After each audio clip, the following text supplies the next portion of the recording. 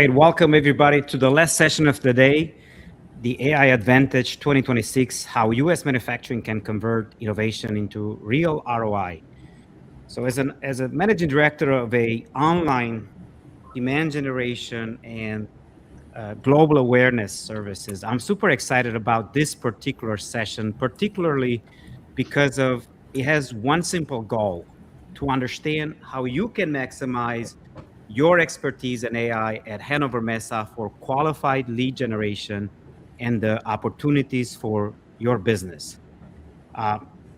7 years ago, I've connected to via Twitter to be participate in Hannover Messe, and afterwards, every year that was held, I was part of the Hannover Messe, primarily because that connection via Twitter led me to engage with one of the largest industrial player in the world. Subsequently, for instance, last year, connection to the AI, I came away from the show, everybody having an AI story. And how can we help an end user, whether in Cleveland or Detroit or Dubai, take advantage when everybody has an AI story? So I challenged the analyst community to help us there. So the result was they cannot provide the data, yet they have the data, but for many reasons they wouldn't. Yet we came up with what is now in a third version, the AI manufacturing. So I don't want to steal the show from here. I'm super excited. I get value from going there, and I'll let some of the other folks get to there. So I'd like to transfer over to the moderators for these sessions for George and Catherine for Hannover Messe North America. Welcome, George and Catherine. Yeah, thank you so much, Lucien, for the opportunity. And hello, everyone. It's nice to meet you all, and welcome to the last session of the day. My name is George Gabriel, and I'm an official sales representative of Deutsche Messe, a leading trade show organizer based in Hanover, Germany, in the United States. So since you have already heard a lot of panels today, thanks for sticking around to join our panel, namely AI Advantage 2026. How US manufacturers can convert innovation into real ROI. Together with my colleague Katrin, we'll be taking you through today's session. We can also bring up our slides. Over to you, Katrin. Thank you, George. Paul, if you could bring out the slides. Awesome. Thank you, Paul. Thank you, George. And then good afternoon, everyone. My name is Katrin Geisler. I'm also an official sales representative for Deutsche Messe in the United States. And it's a pleasure to be here today. And I would like to thank IoT World for hosting this fantastic event. And before we move into the interactive and exciting part of today's session, which is our panel discussion, we would like to just take a moment to just share a few slides for those who may not be familiar with Hannover Messe. This will just give you some context and a clear picture of why it is recognized as one of the world's leading trade shows for industrial innovation. So our goal today is basically to introduce Hannover Messe as a global platform. Lucien already explained a few things, where you can turn AI innovation into real return on investment. And we look at how AI is reshaping manufacturing, why Hannover Messe is a great place for elevating your brand, and how staying aligned with the latest developments in the AI landscape is basically very important and enables stronger partnerships and long-term competitiveness. And we will also address a key question many companies are asking: are trade shows actually still relevant in a world increasingly dominated by digital interactions and virtual meetings? And with a huge amount of AI headlines appearing every day, Hanover is just a great place to basically discover and see where meaningful dialogues basically between industry experts happen and real conversations and connections are made. Next slide, please. Thank you. Yeah, let's just take a super quick look at the global AI readiness landscape. As you probably all know already, the United States leads with a score of 87 points, driven by its strong innovation ecosystem, private sector investment, and advanced digital infrastructure. Singapore follows at 84 points, ranking first in Asia thanks to its coordinated national AI strategy and cutting-edge infrastructure. South Korea, France, and the UK round out the top 5, each supported by a robust technology sectors and clear national roadmaps. Overall, global AI leadership is concentrated in North America, Europe, and Asia, where nations share a common foundation of ambitious strategies, robust infrastructure, and sustained investment aimed at scaling AI across industries. And now let's move on to the next slide. Thank you. So from this information, we just want to move on to why the global industrial stage is Hannover Messe and why it matters. It's the world's premier platform for advanced manufacturing and AI innovation, featuring 4,000 exhibitors from over 60 countries and showcasing 10,000 solutions across automation, robotics, AI-driven production, energy systems, and digitalization. So you'll see the latest trends from those top 5 countries that you saw on that readiness scale for AI. With 125,000 visitors from 150 countries and 200 startups, it connects decision makers and technology pioneers, offering US businesses a chance to engage globally, export AI in smart factories, and shape Industry 4.0. Companies use this stage to launch breakthroughs, gain visibility, and access markets, making it an unparalleled opportunity for US exhibitors to demonstrate leadership in industrial transformation. Please, let's move to the next slide. Thank you. And here you can see the 3 main exhibition hubs at Hannover Messe 2026, where innovation truly comes together. As you can see, the largest and most prominent hub, shown in blue, is automation and digitalization. And this area basically dominates the fairground and covers key topics such as AI in manufacturing, industrial IoT, wireless cloud, industrial software, defense and security technologies, and many more. And it's the beating heart, basically, of Industry 4.0. The other 2 hubs are energy and industrial infrastructure, as well as research and technology transfer. All right, now that let's move on to what I consider basically the most exciting part of Hannover Messe, of the Messe show. It's the solution labs. Over to you, George. Great. So please, let's go to the next slide. All right, so the solution labs are where the real dialogue happens at the show. Interactive spaces designed for collaboration, problem solving, and hands-on engagement. These labs are immersive experiences where ideas turn into actionable strategies and partnerships. For exhibitors, there are several interactive speaking opportunities. Here you see masterclasses and roundtables where you as an exhibitor hold your own presentation and or workshop, and you select your own audience, ensuring you connect with the leads that you want to build relationships with. There's also a speed dating format where you have a set topic overview that you can choose from once you register as an exhibitor to connect with industry experts and decision makers visiting the show who are also interested in connecting with you on a specific topic. And for those who prefer more traditional stage presence, there's also the Spotlight stage, which is available free of charge, although those spots are a bit more limited. These interactive sessions and speaking opportunities are key for exhibitors to maximize ROI. By creating meaningful dialogues, showcasing expertise, and connecting with decision makers, formats like masterclasses, roundtables, and speed dating turn conversations into real business opportunities. And Katrin and I can provide you more information on the Solution Labs after the session if you connect with us. So we can move on to the next slide, please. Thank you, George, for highlighting the solution labs for us. Now I'd like to just show you briefly what a solution lab will look like at Hannover Messe next year. And then to the left, you have your speed dating area for quick topic-driven meetings between exhibitors and registered visitors. In the middle, you have the roundtable area for small focus discussions. And then on the very right, you have the masterclasses area for larger sessions. And then in addition, in the back area, you will basically find a spotlight stage and 2 smaller expert stages for further presentations and more engagement. Perfect. And then Katrin and I, as part of Hannover Messe North America, your Chicago-based team, we're dedicated to helping exhibitors every step of the way if you decide to exhibit on Hannover Messe. We offer assistance with B2B matchmaking before the show to help you connect with the right partners. We also help with accommodation, logistics, pre-show planning to make your experience seamless. And when it comes to registration, booth options, placement, we guide you through the process to ensure you have the best possible visibility. And once you're on site, we provide networking support and hands-on assistance so you can focus on what matters most, building partnerships to maximize your ROI. So we move on to the next slide. Awesome. last slide. Yeah, that's myself and George. And yes, please feel free to get in touch with us. We look super forward to connecting with you, helping you elevate your business, and ensuring you have a great exhibitor journey at Hannover Messe and take advantage of all the really cool opportunities to connect, network, and share your ideas. And that concludes the presentation portion of today's session. Now let's move on to the most exciting part, the panel discussion. This is where we will dive deeper into insights and perspectives from industry leaders, and let's get started on that. Perfect. Well, thank you so much, Katrin. And it's time to start our panel discussion and open the floor to our panelists.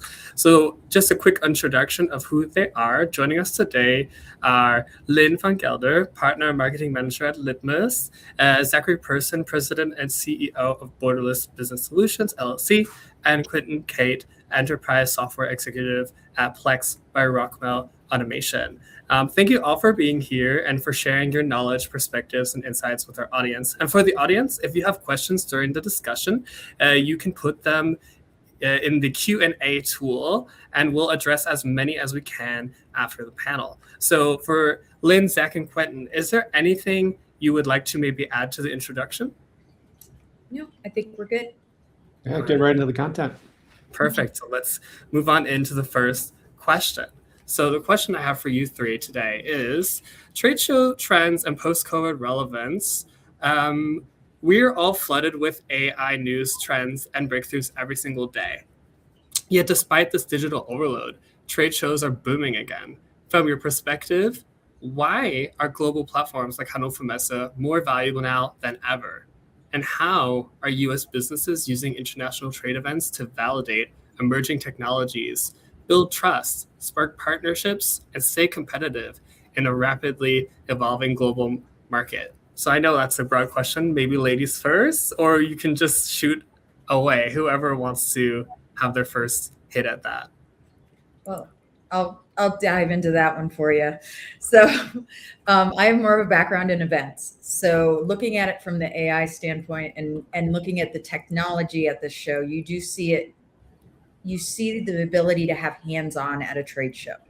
Yes, you can play with it online and you could see all the tools, but it's very different when somebody is at a show and walks up to the booth and can ask questions immediately and actually play in your platform or play with your technology and explore it. So after COVID, you saw that decline for a little bit, but it was more of a, well, if I can get everything online, why would I need to go? But you saw that they didn't get everything online. They didn't get the rapid answers. They didn't get the, my brain is thinking of this, I want to ask right now. At Hanover, you see a huge difference in people getting their hands dirty on the show floor. And I think that's one of the big things for us that we really saw over the past 2 years, not just with our demos, but our demos in our partners' booths. How do you guys feel about it? So I think I totally concur. And I think also what's happening is that things are changing so fast, and companies are adapting so fast. Products are adapting, and they're changing so fast that a lot of what they're doing is half of it's not even on their website. I mean, half of it's they haven't built any content for. And the newest, most up-to-date stuff is what people are really interested in, and you have to get that information at the show. And in addition to that, you know, there's just so much going on right now that because this information isn't out there, it's not published. People haven't had time to publish it. But in addition to that, like what they're doing could potentially become their market advantage, you know, and or somebody else's market advantage. So there's a lot of talking that's happening. And the only way you're getting that information is you sit down and you talk with somebody. And you have that conversation. And more importantly, if you talk to more than one person, you can connect the dots, because there are more dots floating around right now than ever before. And if you connect those dots effectively and correctly, you yourself, for your company and organization, can create an advantage for yourself. But it's going to come to, you know, firsthand info. It's not going to be online. It's just not. I would agree with Zach and Lynn 100%. And I also believe that these type of shows focus, right? We're on a Teams meeting right now. How many people have their emails open to the side or on the phone looking at the latest trends going on, you know, on social media? When you're at a show, you are focused, you're engaged with people. And I think that's the one beautiful part about shows coming back is we're not doing these things remote. We're interacting with people because people enjoy talking to people. We want to hear your story, want to hear about what you're doing, because when you talk to these thought leaders, these people at the show, the passion that you can see and you can feel, you can't feel that through a WebEx. So I think really with these shows coming back, you can go to these shows and really interact and be 100% focused and dedicated to the problems you're trying to solve. And I really think that's kind of key to like Hanover, is to have these one-on-one conversations and these deep dives. So it's not just one-on-one conversations, they're honest conversations, because when you're on platforms like this, when you're on Zooms and stuff like that, like you feel like you're being recorded all the time, this type of thing. And Quentin, to your point, we're half there. We're not fully engaged. Yep. So now you're not fully engaged. You're not having an honest conversation. So you're not getting honest and real good information. And so when you're in person, you can sit to somebody, say, I got a problem. It's not working out very well. And I'm looking for something new that might actually be able to help me. That's hard to say. But you can, when you're talking to somebody one-on-one, kind of in the corner, just so you can develop a relationship with somebody, you can then start delving into those types of things. And that's happening right now. Everybody's in the same spot. But people want that one-on-one to be able to talk about that stuff. I think at Hanover last year, one of the big things, we had an actual client in the booth that was just talking randomly to people. And he opened doors for them that they didn't even know was a potential. And even clients that maybe in one booth will walk you to another one for something else that they've learned about. You don't only learn from the exhibitors, you learn from the other attendees. And that's a very strong way to get your message out there, is when somebody's just having a random conversation on the floor. And I think when you're an exhibitor at a show like that, it's very powerful to be able to have somebody brought to your booth as a non-biased kind of feedback. And you don't get that as much, like Zachary's saying, on a web-based event. Yeah. And so you get people that are, there's also like the serendipity event, is that we all like to put together a plan. I'm going to execute that plan and get the information on that plan, but that's not how life works.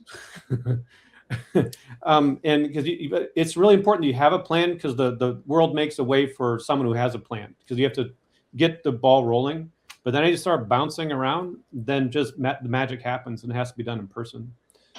And I would argue that the more organized that you are, like similar to what was talked about earlier, so you have the business matchmaking, and if you can get involved in some of the organized events that allow you to find people to connect, that'll speed up the process. Where you go out and do the serendipity stuff on your own and just meet people, but if you can add organization it's present at the show, because HANNOVER MESSE and other trade shows spend a lot of money and a lot of time to make them effective, because that's their bread and butter. So, just dive in there and get in there early, and, really engage and just take advantage of that as much as you can, and then just reap the benefits. Yeah, and I think if I can add my 2 cents as well, I have to go back to what Lynn said in the very beginning. And I would have to compare it to something banal like online shopping. It's like we're all so used to just ordering off of Amazon now, and whatever we order, if it doesn't work out for us, we can just send it back. But it's so much different from if you're, dealing with maybe, let's say, machinery or software that has a pricier price tag, let's call it that.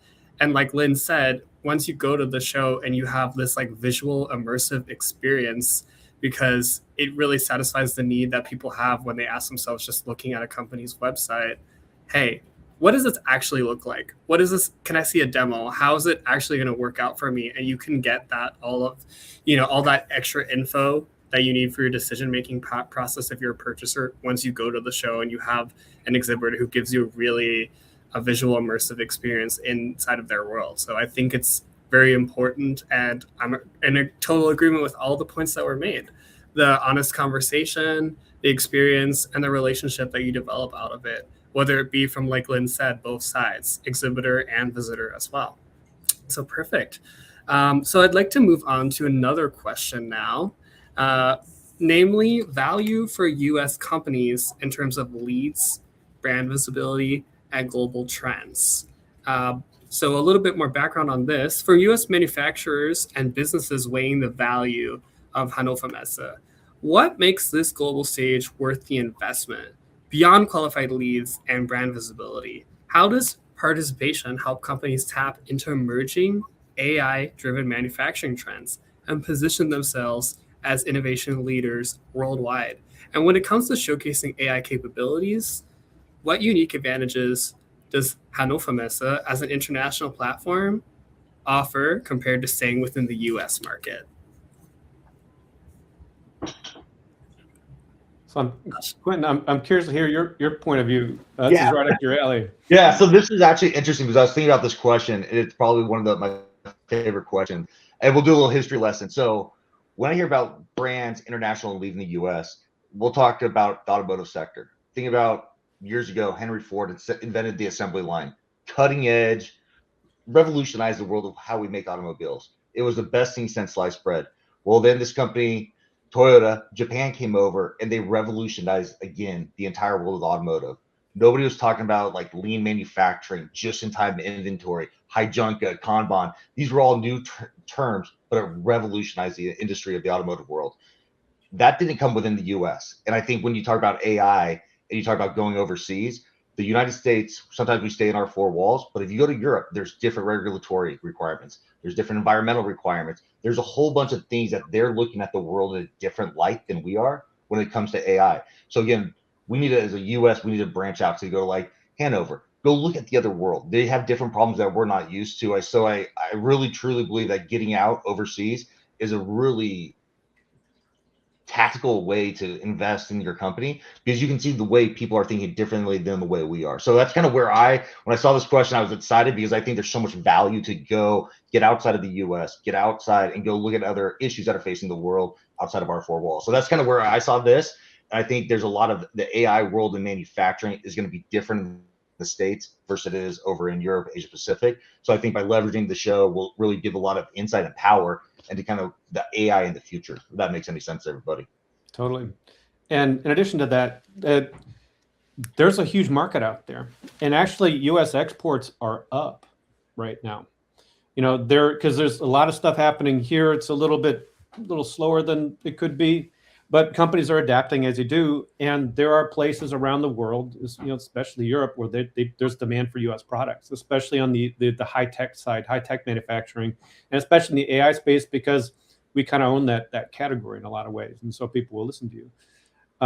And it's just, there's business out there. You just have to go shake hands with that business physically, because that's how real business. Around the rest of the world, I mean, it's mostly, high context, where it's all relationship driven. Just most places that you go, especially the bigger the business and the bigger the dollars, they want to know who they're doing business with and can be spending that money with.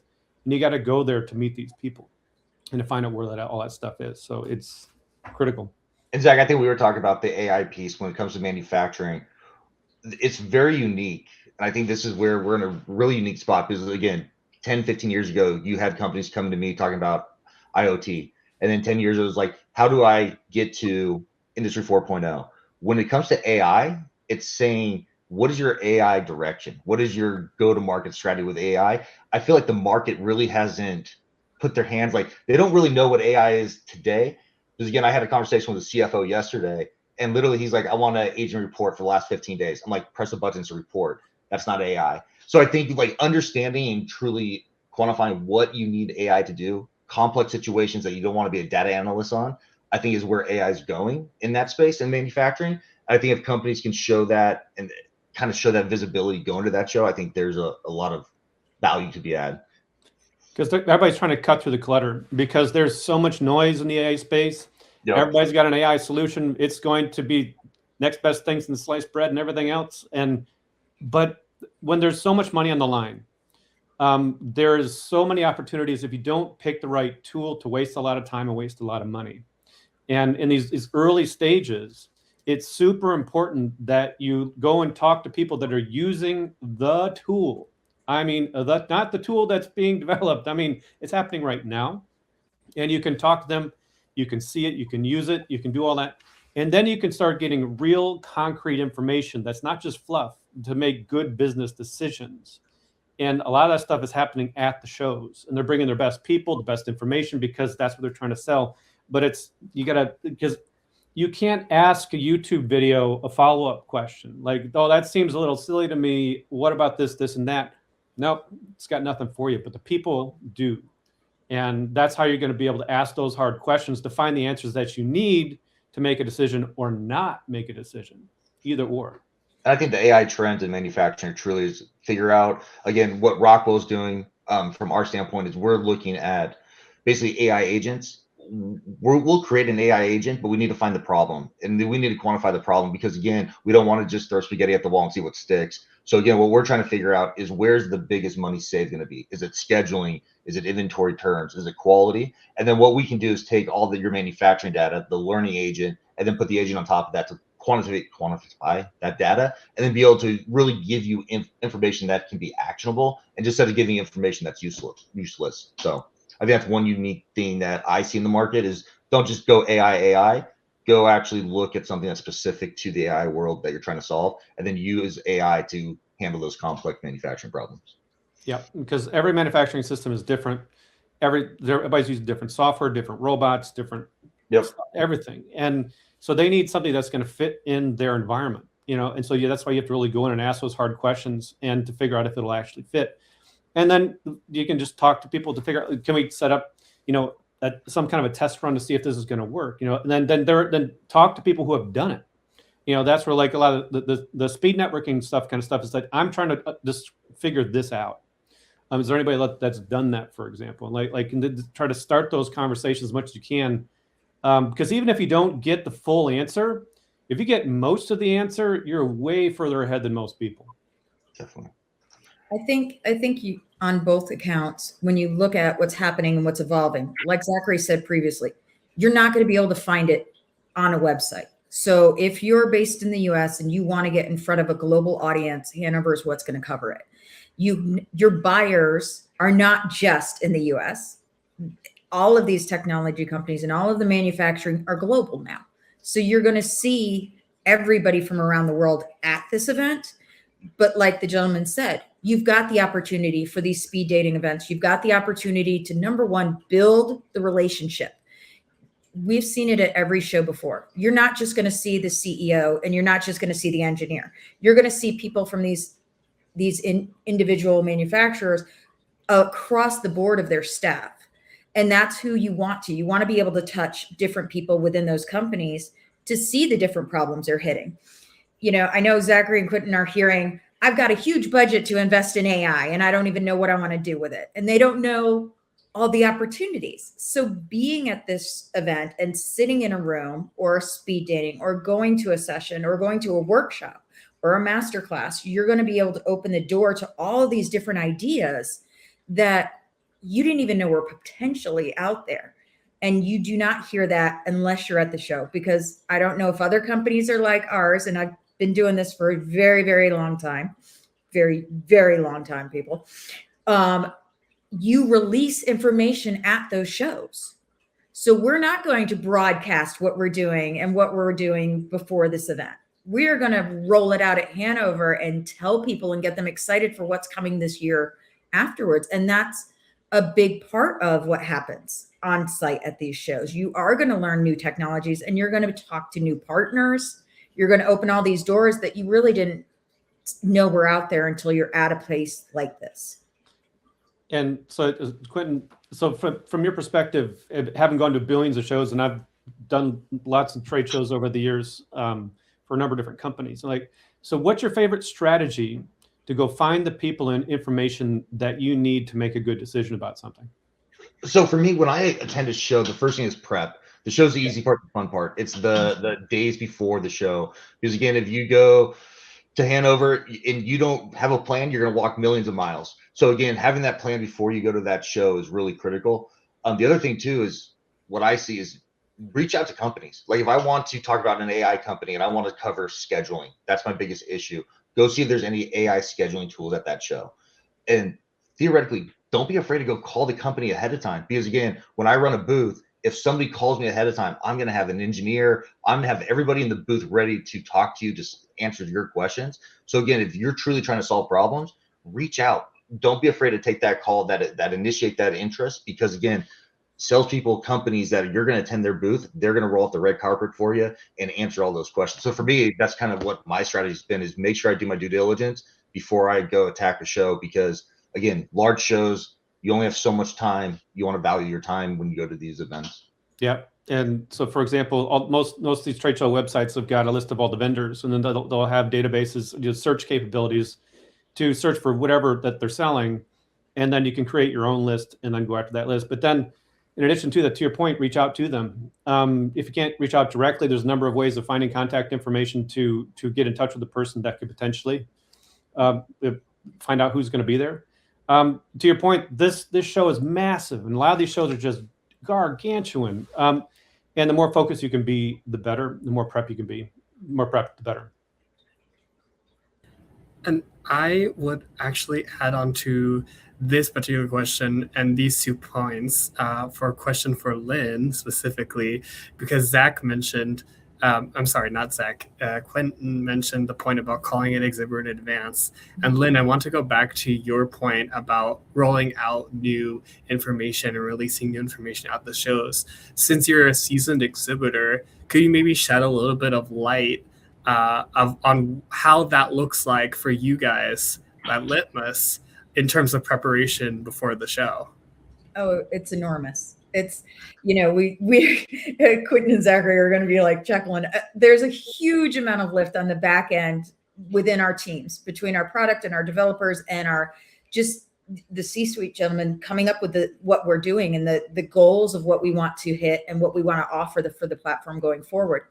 So this is an enormous uplift, but what we do want to do is like the guys have said, we schedule meetings and we tell some of those people that are getting ready to come to the meeting, we ask, what are some of the things that you're looking at? What are some of the things you're dealing with? So that when they do come to the booth and they do have that time, we want to make sure, like the guys said, that they're going to be in the booth. We have somebody in the booth, not accidentally running to the restroom or a speech or something else, but being able to have one of our engineers there that understands this is the industry they're in. Maybe they're in food and bev, maybe they're in energy, maybe they have a totally different scenario because they're in agricultural. So we want to be able to have somebody on the floor and be able to say, okay, over the next year, X, Y, and Z is getting released. This is going to work really well for you and your team. And you know what? Maybe you may be a great beta tester for us. Maybe you may be a company that needs it, and we're going to start building this portion of the product out to help this scenario because we didn't think of this, or it's something that we thought about, but we put on the back burner. So when you have the opportunity to roll out maybe something enormous at the show, as you know, with software, there's a ton of little mini changes inside there also that not everybody catches. So we're able to go through those and pull those nuggets out and talk about them and show it on the floor in a way that's understandable. And that could be through simple demos or some enormous, elaborate, immersive experience. But so is that per booth, or is that if a company's coming to the trade show and they want to put together their plan for the show? So can you explain that a little bit more? So the product itself and exactly how it works. Well, with Litmus's product? Correct. Yeah. So Litmus is going to be your data foundation. So we will generally take the team and show them, say Bob's Manufacturing comes around and he makes widgets. So what we'll do is sit down and show them generally what our demo does, which is, connecting to your sensors, connecting to everything within your factory seamlessly. And then we can pull it into Litmus Edge. And then we can disperse it either at the edge, using different types of hardwares that you may want to keep on site. And we can also send it up to the cloud. So Litmus partners with Microsoft, Google, AWS, Databricks, all of these companies, Dell, Ericsson, and we have kiosks in their booths also. So we show our demo how it connects and brings that data out and gives it to you in the right way. So when you're working with AI, you have to have the right data. You can't just have everything. And if you want to connect multiple facilities, you don't want to have a different tech stack at each facility. You need to be able to make sure that once the information is in and your IT group and your next stage has it the way they need it, whether it's the enterprise or maybe it is just facility one talking to facility two and making sure the machinery is working the same. So Litmus kind of crosses the board on a bunch of different things when we work with different use cases, scenarios, but we tend to focus on at the show, making sure that they understand what's coming out and what's going on next. And Lynn, I don't agree more. Garbage in, garbage out, especially with AI. If you have bad data, AI ain't going to solve your problem. So again, it's that purity of data. It's as good as you can make it. The better AI, the learning agents are going to work for you. So again, we can talk all we want about AI and all this stuff. If you have bad data, it ain't going to work. Exactly. And you need the data clean so you can use it across the board. So say you decide all of a sudden somebody needs one little nugget of information different. You need to be able to go back to what you're using and say, I want this changed across the board. So having that as something simple and easy and saying all of a sudden this machine has a different temperature and it works better at a different temperature. So we're going to measure it from there. You need to have that easy so that when you do get to the AI level, you are ready for it. And it's not going to collapse on you because of one little change. And even bad data is not bad. At least it gives you a starting point. If you can at least acknowledge you have bad data, like for example, your setup times for a machine, if you think it's going to set up as 3 hours, but in reality it's 6, at least you know you're off by 3 hours. You can at least go correct it. So I think that's, even if it's bad, at least if you can admit to it, you can start to build that good data cleanliness so that when you're ready for that AI jump, it's going to be a lot easier than anything else. It's just like questions. There's no bad questions out there. You still need it and you learn from it. Exactly. Because a lot of what it seems like is that we're at a point where like, yes, we want to use AI as much as we can, but are we ready? So that begs the question, okay, so how do I know that I'm ready or not ready? And then so that, you know, Quentin or Lynn, so what kind of products are just things that you've seen or techniques are people using to kind of test their mettle to see if they're ready and how or not? Well, see, Zachary, that's a question you have to ask on the floor at the show. Ah, there it is. I think it depends on it. It's like you said earlier, it totally depends on their scenario. Can I say that every company out there is the best of the best? Everybody's great. Everybody has stuff. They put in the time, they put in the effort to build an amazing product. However, is it the perfect product for that individual manufacturer? And it depends on where they're at in their journey. If they are wanting to go from, I just started to receive my data, to I want to launch AI initiatives, do you know what you can do with it? And do you know what you need to do with it?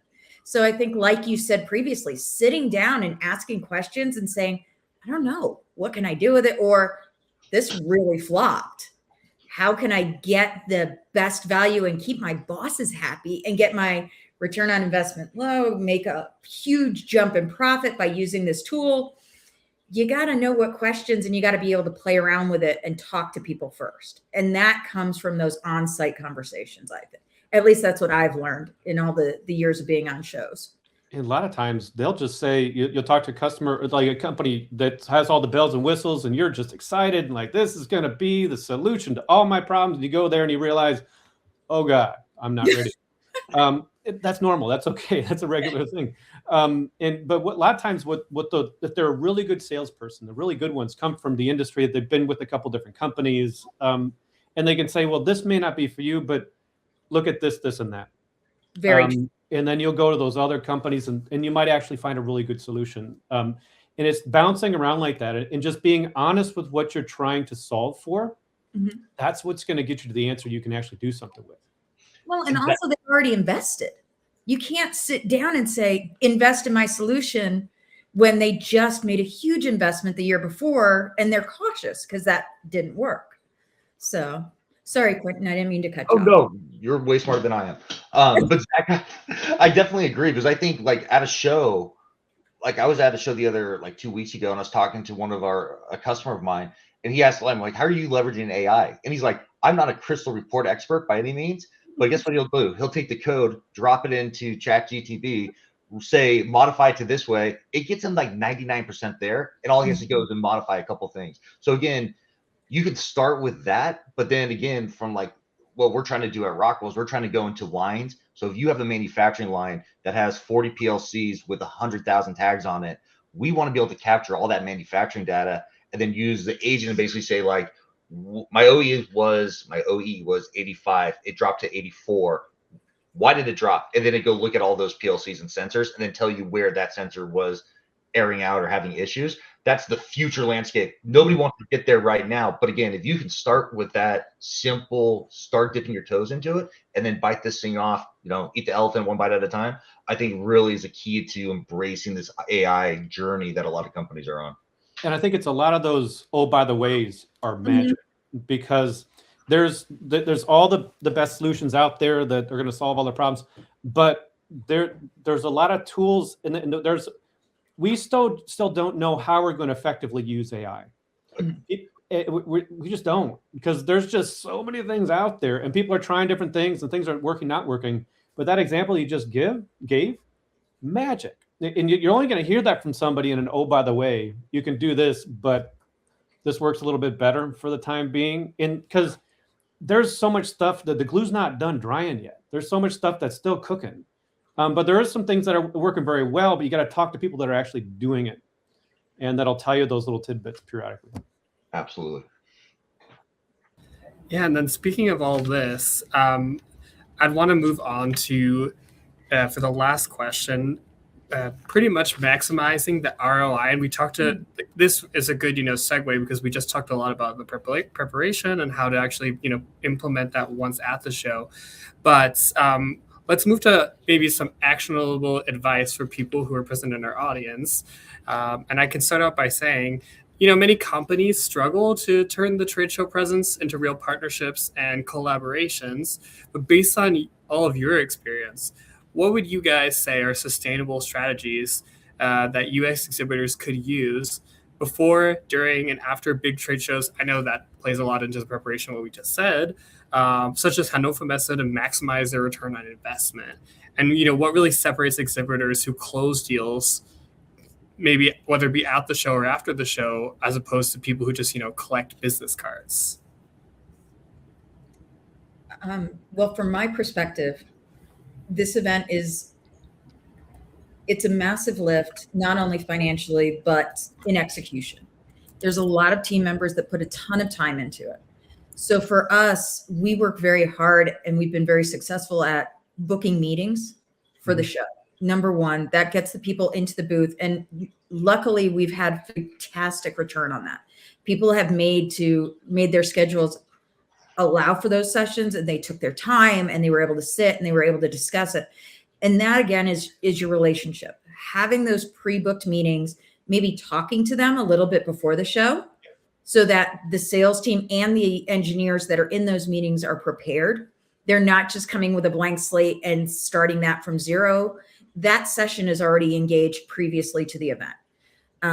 You're always going to have people walking by the booth. But the best return on your investment is having people that are coming by the booth, that are planning to talk to you, to deeper dive that conversation, to get closer to the closed deal.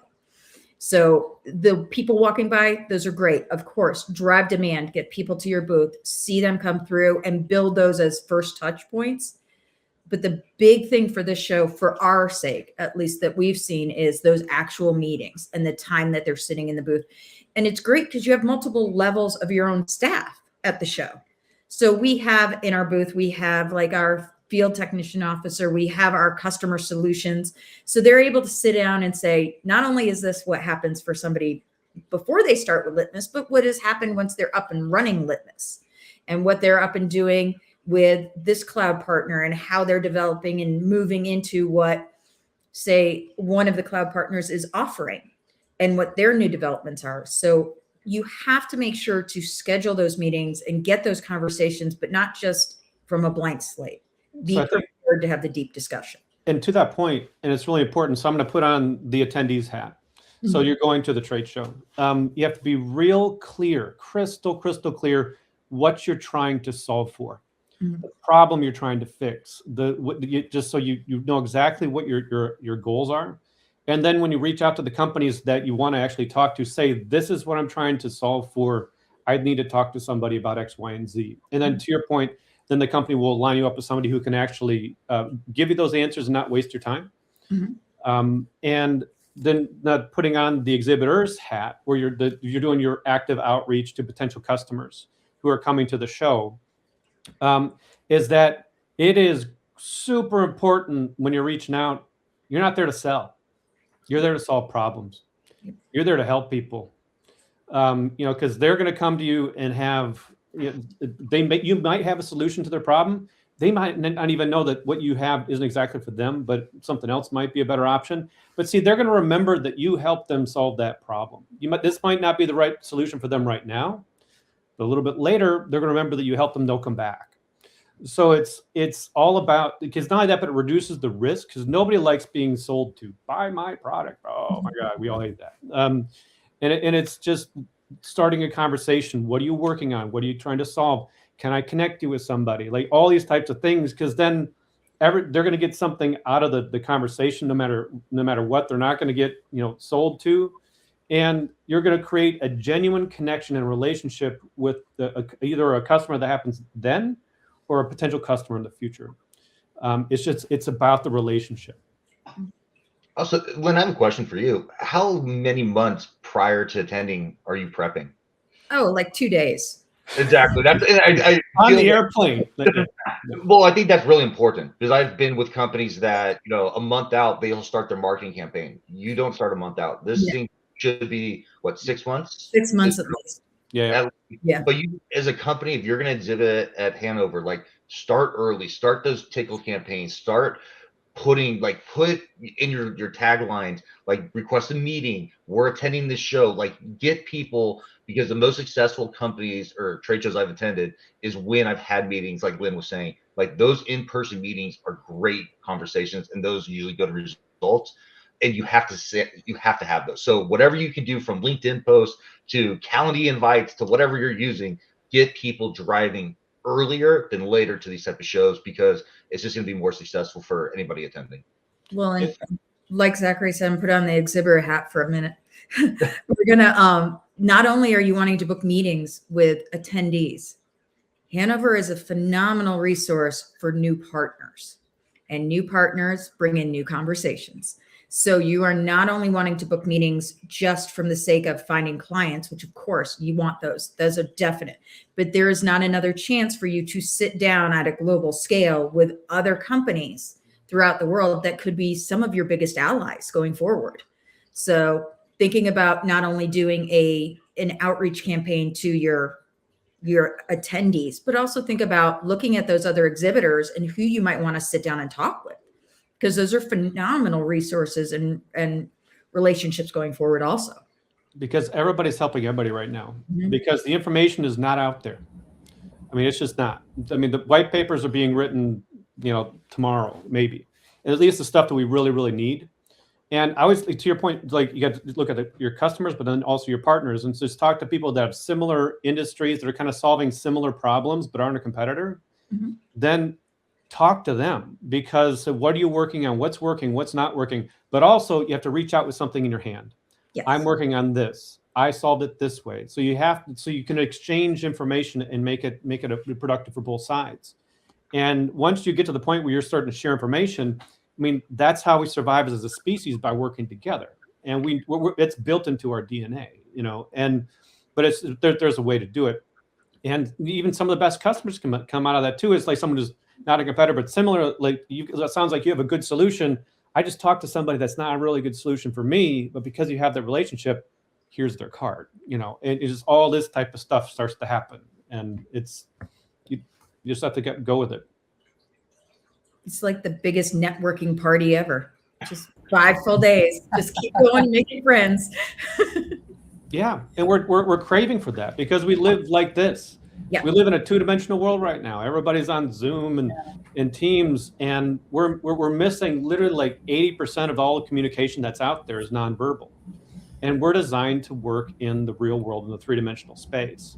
And so with that in mind, people want to talk to you because they're craving that contact. And we know that the information that we need is going to be inside somebody else's head, not on YouTube. Very true. My last comment is, wear sneakers, don't wear dress shoes. Yep. Go. Use them before you go. Do not buy brand new ones for the day of the show. There you go. Yeah. But just sorry, go ahead, Zach. Yeah, one quick thing, back to some practical stuff. So, Quentin, what systems do you use to do the tickle campaigns, email campaigns, all these other campaigns. I mean, what type of processes do you use? So what I would do is when I go to the trade show and I kick it off, it's about 6 months out. And Yep. what I'll start with is basically a group campaign, which is an automated emailing. Again, something that, again, going to Hanover, that's different from a marketing standpoint. You can't mass mail in Europe where you can in the US, right? Mhm. So again, Good point. going to Hanover versus the US, again, learning different ways to market to people is very interesting. So for me, I still allow to use Groove, except for I think Colorado is the only state I can't use it in. But I can email everybody that is going inside my network to a show. And it's not mass mailing. It's once a quarter, touch base. Hey, we're attending, IMTS, I think, next year, or Hanover. So that's where I start. And then as I get closer to a show, that's where I start doing like maybe in mails, I direct call. If I've talked to them in the past. And again, I'm not maybe trying to drive them to the booth per se, because I've already had a conversation. I'm trying to drive them to an event, right? We might do a customer tour. There might be a tour going on, or we might have dinner or something of that nature, where I can make it a more personal. Because again, Zach, like you said, not two-dimensional. We're people. People like to drink, they like to eat food and have fun with people. So I try to drive people to more of that and make it more of a person, because again, people buy from people they like. So again, I try to drive that. Is kind of my process is drip. The closer we get to the show, the more personalized I make it. And then at the show, I try to wrap my arms around them and give them that hug and really make them feel like we're truly a partnership. Because what I sell is a partnership. It's not a commodities buy. So that's kind of my approach to when I go to shows like Hanover. Yep. You mentioned GDPR. Are there any tricks for emailing, connecting people with in Europe while still remaining GDPR compliant? No. Yep, exactly. I've kind of found the same thing. No, I use AI basically to generate the emails. No, I haven't found a way around it. Again, Europe's a little challenging to some degree, but I think that's where like Hanover's more relevant than in the States, where in the States you can mass blast, right? I can just pound your emails every day, where in the EU you don't have that capability.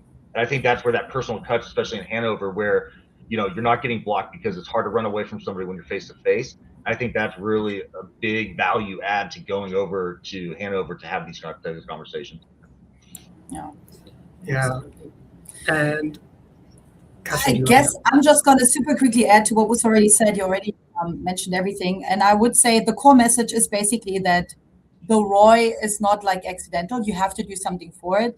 And then one of the things, like you just said, is basically the pre, the during, and the post-show preparation process. Don't just do it like 2 days before, like Lynn said, but do it way in advance, to maximize your ROI. And then obviously during the show, active engagement, networking, demos, leveraging the matchmaking tools, and turn those plans into real opportunities, and then do the post-show follow-up is also where the deals happen. Nurture your leads, continue the conversations, and converting those interests into like real partnerships. And we can also help you guys to set stuff like that up before the show. And you can always just get in touch with us.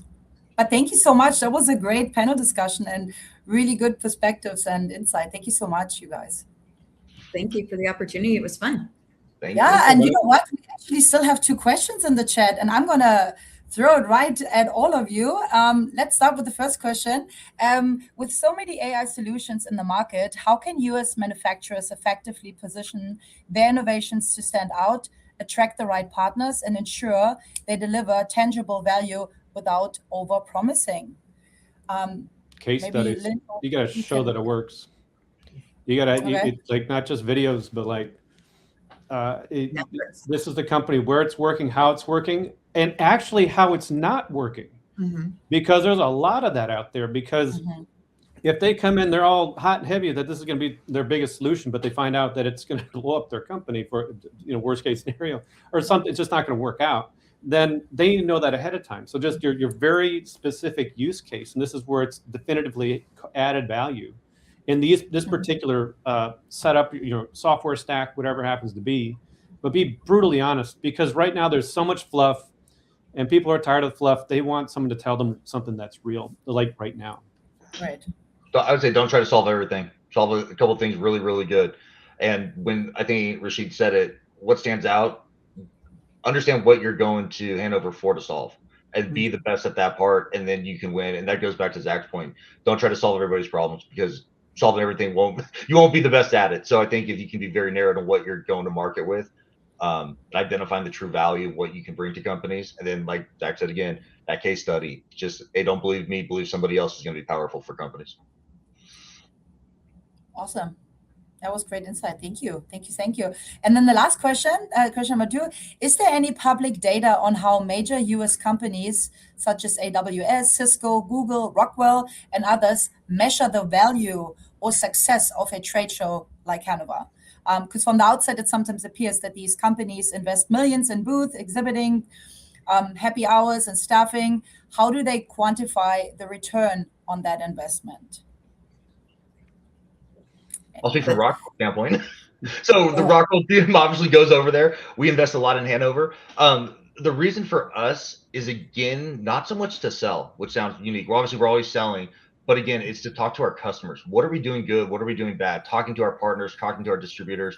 Hey, how can we better, serve you over in Europe versus the US? Like understanding the challenges they're facing. So not only we use it to obviously brand recognition, but also try to sell, but it's really to work with our European partners locally to really validate, what can we do? How can we do it better? Because obviously continuing to improve is kind of our company model. So that's why we go over there, is obviously to show our presence, but also to make sure that we're connected to not just North America, but Europe, to make sure we're supporting not only our customers, but our suppliers, our vendors, our contract manufacturers, everybody in that sense. So that's why Rockwell has a big presence over in Hanover, obviously to attract more customers. So. Right.